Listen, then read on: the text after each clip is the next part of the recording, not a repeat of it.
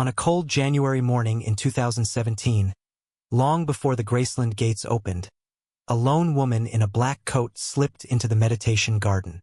It was Lisa Marie Presley. What she whispered over her father's stone was so raw. The security guards watching couldn't stop crying. Memphis was still half asleep when the first thin line of blue crept over the roofs on January 8, 2017. The air held that quiet, frozen feeling only dawn can carry. Outside Graceland, a small group of fans, maybe 40 or 50, waited behind the metal gates, bundled in scarves and holding candles for Elvis's birthday vigil. Their breath rose like smoke in the cold. Some had camped out all night. Others clutched old ticket stubs and fading photos, the kind fans carry like treasure. The meditation gardens sat on the other side of the estate, deeper in the property, under a soft halo of security lights. Even from a distance, you could feel its stillness. Elvis's grave lay at the center, surrounded by flowers fans had set there the night before. Roses, handwritten notes, a child's drawing sealed in plastic. Someone had even left a tiny blue scarf, folded neatly on the stone edge.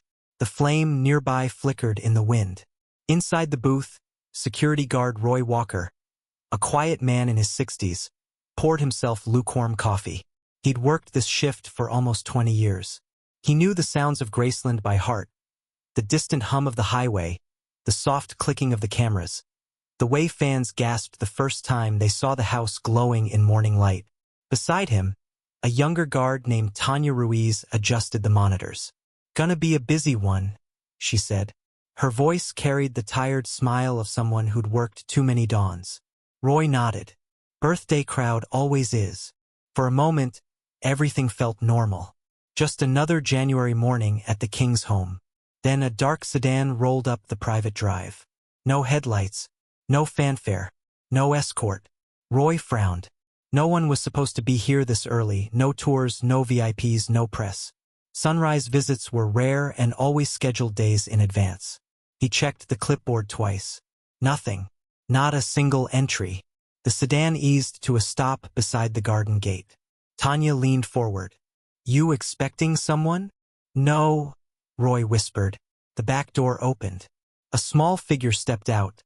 A woman, head bowed, wrapped in a simple black coat. The wind caught a strand of dark hair. She closed her door quietly, like she didn't want the world to notice she was there. Roy's breath caught. He recognized her instantly. Lisa Marie Presley. He hadn't seen her in years, not like this. Not alone. Not walking straight toward her father's grave in the half-light of morning. "What's she doing here?" Tanya whispered. Roy didn't answer. He didn't know. All he knew was that Lisa Marie rarely came at dawn. And never without staff. Never without warning. The sedan pulled away, leaving her by the gate. She stood still, staring at the stone path leading into the garden. For a moment, she looked like a child again. Small, fragile, holding something heavy inside her. What would you do if you were the only person alive who could walk into that garden freely? Would you speak, or would you stay silent? Roy's hand hovered over the radio, and then he let it fall. August 16, 1977. Memphis heat pressed against the windows of Graceland like a heavy hand.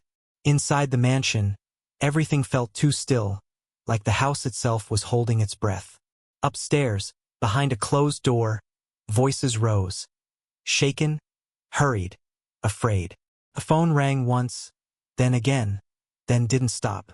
9-year-old Lisa Marie Presley stood in the hallway, barefoot, holding the edge of the wallpaper with trembling fingers. She didn't understand the words yet, but she understood the feeling. Something was wrong, terribly wrong, the kind of wrong that changes a family forever. She heard someone cry out, then more footsteps, then silence, the kind that crushes a child's chest. A housekeeper rushed past her without meeting her eyes.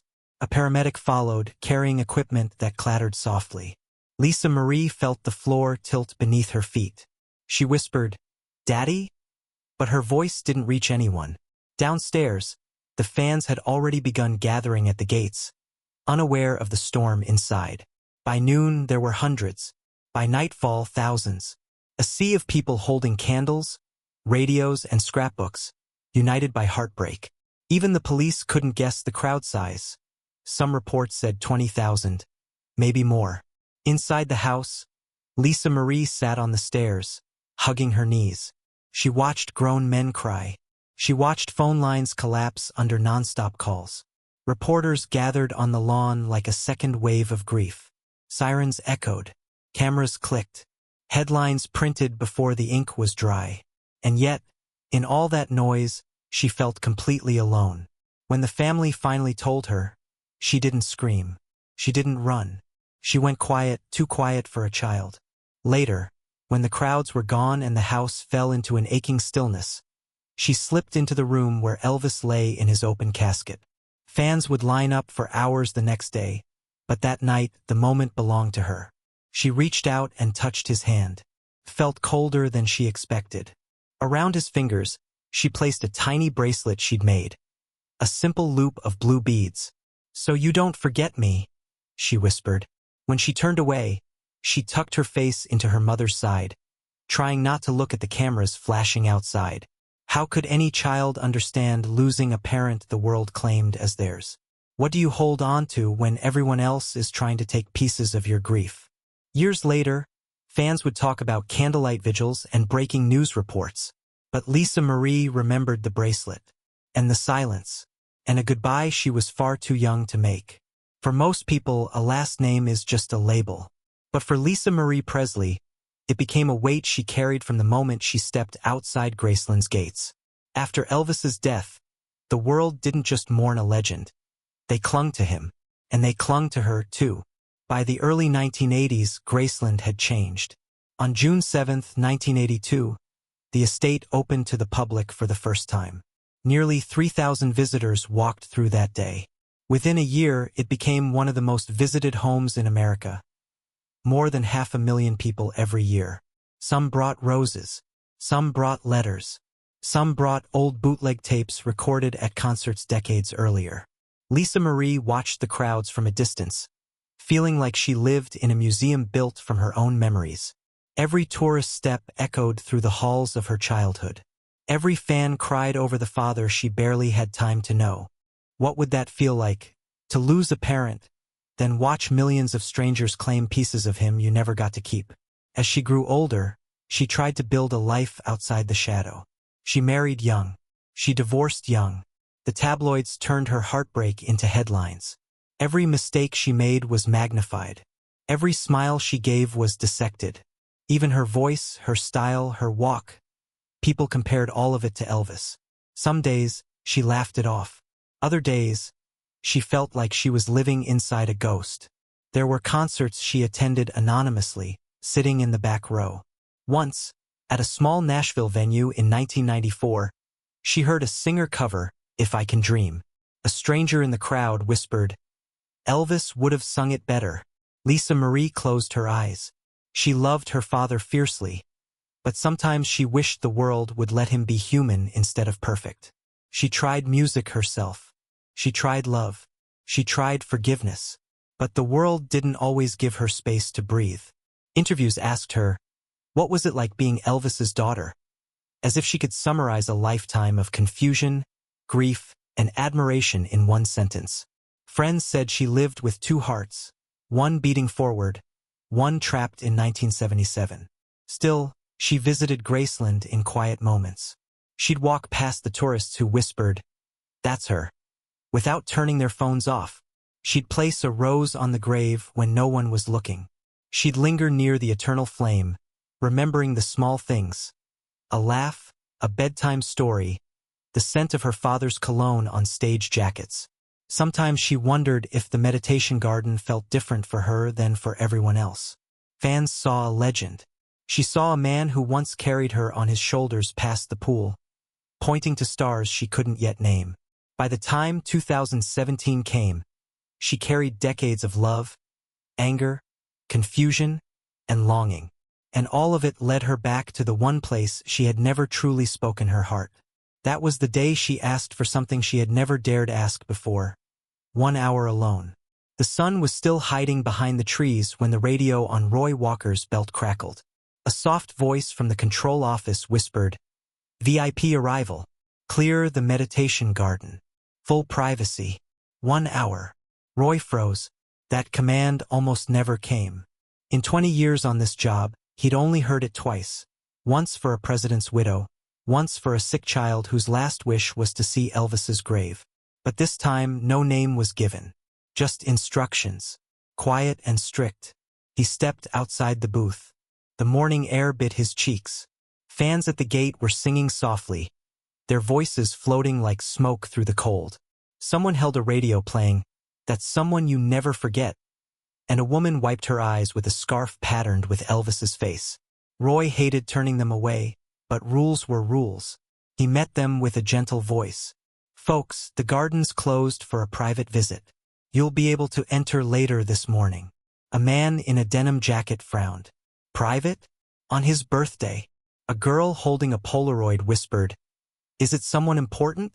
Roy forced a small smile. "They all are." But inside, his chest tightened. He already knew who was here, and he already knew this wasn't a normal visit. Tanya hurried to the monitor screens. "She's walking toward the gate," she whispered. "No entourage, just one assistant. That's unusual." The assistant's name was Maggie, mid-40s, calm, holding a small coat bag and a water bottle. She moved with the practiced care of someone who understood quiet grief.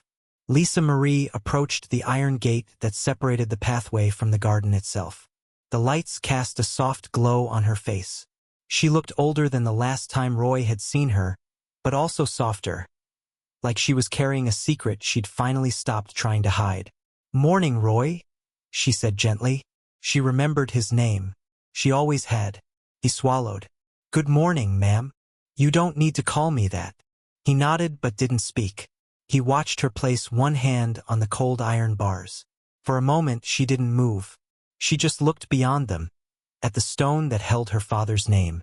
The eternal flame flickered, reflecting in her eyes.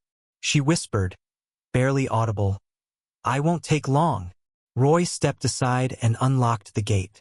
The metal latch clicked, a sharp sound in the silent morning. Fans behind the fences leaned forward, sensing something they couldn't see. Lisa Marie stepped onto the path alone. Maggie remained behind with a respectful distance, folding her hands and staring at her shoes. Even she didn't follow. As Lisa Marie walked deeper into the garden, the world seemed to pull back. The wind softened. The distant music faded. Even the birds paused. Roy stood still, trying not to stare but unable to look away. He had seen countless visitors weep here, kneel here, whisper here. But something about this moment felt heavier, more fragile, like the garden itself knew to stay quiet. What would you do if you were the keeper of a place where someone came to finally face their own past? Would you guard them, or would you listen? Lisa Marie reached the stone, and Roy realized his hands were shaking. Lisa Marie stood before the long granite stone where Elvis Presley was carved in gold. The letters caught the early light, glowing like a quiet fire. The garden around her was still, the kind of stillness that makes your own heartbeat feel too loud. She brushed aside a wilted bouquet left by fans the night before. Then she slipped her hand into her coat pocket and pulled out a small object. Roy leaned closer to the monitor. It looked like a worn Polaroid photo. Edges bent, colors faded from decades of fingerprints. On the screen, he could just make out two shapes. A tiny girl on her father's shoulders, both laughing beside the Graceland pool. Lisa Marie held the Polaroid against her chest. Her breath lifted in the cold air. Tanya whispered, "Should we give her privacy? I feel like we're watching something we're not supposed to." Roy didn't answer. He knew the rules. But he also knew moments like this didn't happen twice in a lifetime. Outside the gates, the crowd had grown. Maybe 100 now. A man in a leather jacket pressed his face to the bars, squinting toward the garden. "What's going on?" someone asked. Another voice said, "Is it a family member?" The confusion thickened. Fans rarely saw the garden closed. Not on Elvis's birthday, not at dawn. Some shifted anxiously. Some held their cameras ready. Some just waited, shivering, hoping for a glimpse of something meaningful. Inside the booth, the small speaker crackled softly. Not loud enough to hear words, just enough to pick up static and the faint rhythm of Lisa Marie's breathing as she knelt. Maggie stood near the path entrance with her hands clasped, eyes lowered. She wasn't guarding Lisa Marie. She was giving her space, like someone who knew this was a moment built from years of swallowed grief. Lisa Marie placed the Polaroid on the stone. She smoothed it gently, almost like she was tucking a child into bed. Then she reached again into her coat and pulled out a folded note, small, creased, the kind of paper someone rewrites too many times. Roy's fingers hovered over the volume dial. He shouldn't raise it. He knew that. But the way she knelt, back curved, shoulders trembling, told him this wasn't a celebrity moment. This wasn't a publicity gesture. This was a daughter coming home to speak to a father who had been silent for 40 years. He swallowed hard. "If this were your child," he whispered to Tanya, "would you want her to be alone right now?" Tanya didn't speak. Her eyes were glassy. The cursor blinked on the monitor. A low hum filled the booth. Roy's thumb tapped the dial once. A soft click. The audio line opened. They still couldn't hear words, just breath. Slow. Breaking. Gathering again. The kind of breath someone takes before finally telling the truth they've held inside for too long. The world outside kept pushing forward. Fans murmuring. Radios playing. The wind moving through trees. But in the garden, time felt suspended. Even the eternal flame seemed to quiet its flicker. Have you ever stood so close to someone else's pain that it felt like your own? Would you turn away or lean in? Roy leaned closer to the speaker, heart pounding. And Lisa Marie finally opened her mouth to speak. Her first words were barely louder than the rustle of the garden trees. Daddy. Roy felt the sound more than he heard it, soft, broken, carrying 40 years of weight. Tanya covered her mouth, afraid even her breath might disturb the moment. Lisa Marie's voice trembled like someone learning to speak all over again. "I should have come sooner," she whispered. She rested her palm on the cold stone. The Polaroid trembled beneath her fingers. For a long moment, she didn't say anything else. She just breathed slow, uneven breaths that made the speaker crackle with small pops of static. Then she continued. "You were the strongest person in every room, and the weakest when you were alone. I didn't understand that when I was little." The words cut through the morning stillness. Even the crowd outside seemed to quiet, sensing something was happening inside those gates. Lisa Marie's shoulders shook as she spoke. She wasn't performing. She wasn't posing. This wasn't for cameras. This was the kind of truth a person can only say when they believe no one is listening. "I was angry at you," she admitted. "For leaving. For the pills. For the nights you weren't really there. For the mornings when I could tell you were hurting and I didn't know how to help." A bird landed on the garden fence, as if even nature leaned in. Lisa wiped her eyes. "I know you didn't mean to go. I know you didn't mean to leave me at 9 years old, wondering why everyone was crying but you couldn't answer." Roy felt something tighten in his throat. He remembered that day. He remembered carrying boxes. He remembered how small she looked standing in a sea of reporters. The speaker crackled again. "I hated how the world celebrated you, while I missed the man who used to carry me past the pool. I hated that people kept telling me how much you meant to them, while I was just trying to remember what your voice sounded like when you weren't singing." Her voice cracked. "And I hated myself for feeling that way." A gust of wind moved through the trees, brushing leaves across the path. It almost sounded like a sigh. Lisa Marie inhaled deeply, chest rising, then falling, steadying. "But I'm done being angry." Her voice softened. "I forgive you, Daddy." Roy felt the words hit him like a physical force. Tanya stepped back from the monitors, tears streaking down her face. The garden seemed to hold its breath. Even the eternal flame fluttered lower for a heartbeat. Short, sharp sentences followed, like emotional lightning. "I forgive the pain. I forgive the silence. I forgive the storms you couldn't control." Each line landed with a weight that pulled the air tight around them. She closed her eyes. "I know you were hurting. I know you were tired. I know you were trying." Then she said something that made Roy sit down, almost dropping his coffee. "You don't have to carry the guilt anymore. I'm setting you free, and I'm setting myself free too. A small sob escaped the speaker. Real, raw, unprotected. Have you ever forgiven someone who didn't get the chance to say sorry?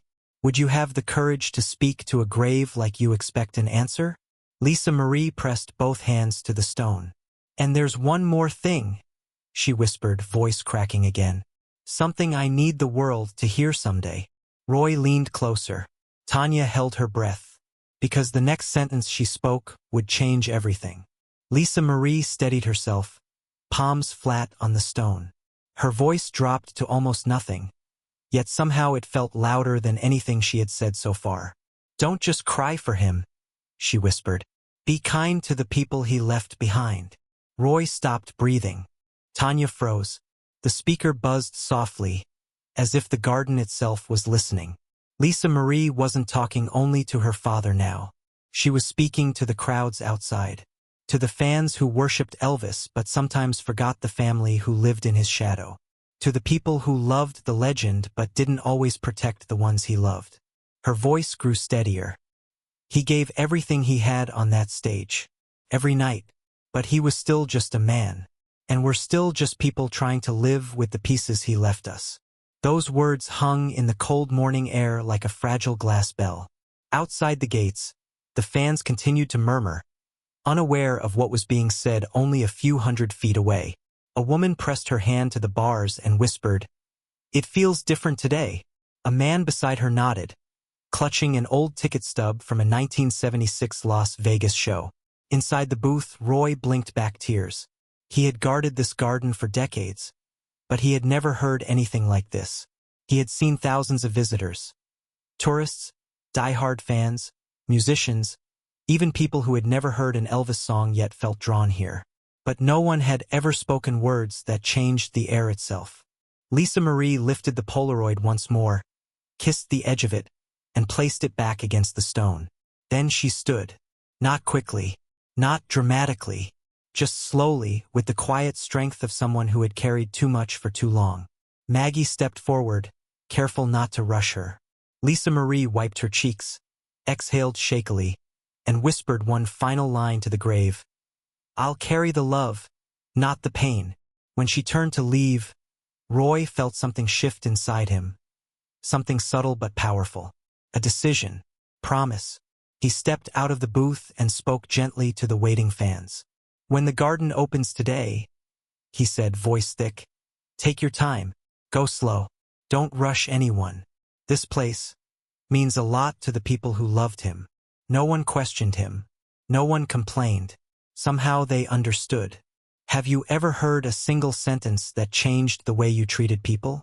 Would you listen if someone's grief taught you how to soften? Lisa Marie's footsteps faded down the path, but her words stayed behind, echoing through the garden. The years moved forward, but the memory of that dawn stayed with Roy like a soft echo he could never shake. Every time he walked the meditation garden, he remembered Lisa Marie kneeling beside the stone. Every time a fan cried or whispered a prayer, he heard her words again. Be kind to the people he left behind. In January 2023, the garden changed forever. On a cold afternoon, under a gray Memphis sky, crowds lined the pathway, thousands of them. Some carried flowers. Some held photos. Many held each other. The air felt heavy with disbelief. Lisa Marie Presley had passed away. Roy stood near the garden entrance that morning. His hair had thinned, his steps had slowed, but his heart felt the same ache it had felt the day Elvis died. He watched workers place a new stone near her son Benjamin's resting place. Simple, beautiful, quiet. Now the meditation garden held 2 generations of Presleys. 2 stories, one starting in fame, the other ending in longing. Visitors walked slowly, voices hushed, as though the garden had become a cathedral of memories. A young woman stepped close to Roy. "Is it true she once came here alone?" she asked gently. He nodded. "Yes, early one morning, before the crowds. She said things only a daughter could say." "What did she say?" the woman whispered. Roy looked toward the stones. Elvis glowing in the soft light, Lisa Marie resting beside her son. The eternal flame flickered between them like a fragile bridge. She forgave him, Roy said softly, and she asked the world to do the same. Visitors moved in quiet waves through the garden. Some knelt, some cried, some placed small gifts, bracelets, handwritten notes, tiny photographs sealed in plastic to survive the weather. A few even left Polaroids, just like the one she placed all those years earlier. What would you say if you could speak to someone you've lost? What part of your heart would you finally lay down? As the crowd drifted out, Roy stayed behind a moment longer.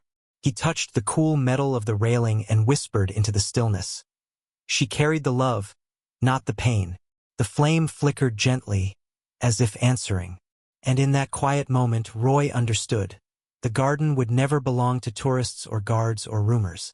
It would always belong to them. The father, the daughter, 2 stones, 1 story. If this story touched you, share it with someone who still carries a little pain in their heart. Sometimes one quiet moment, one whispered truth, can change everything. And if you've ever stood at a grave wishing for 1 more minute, tell us what you would have said. Your memory might help someone else heal.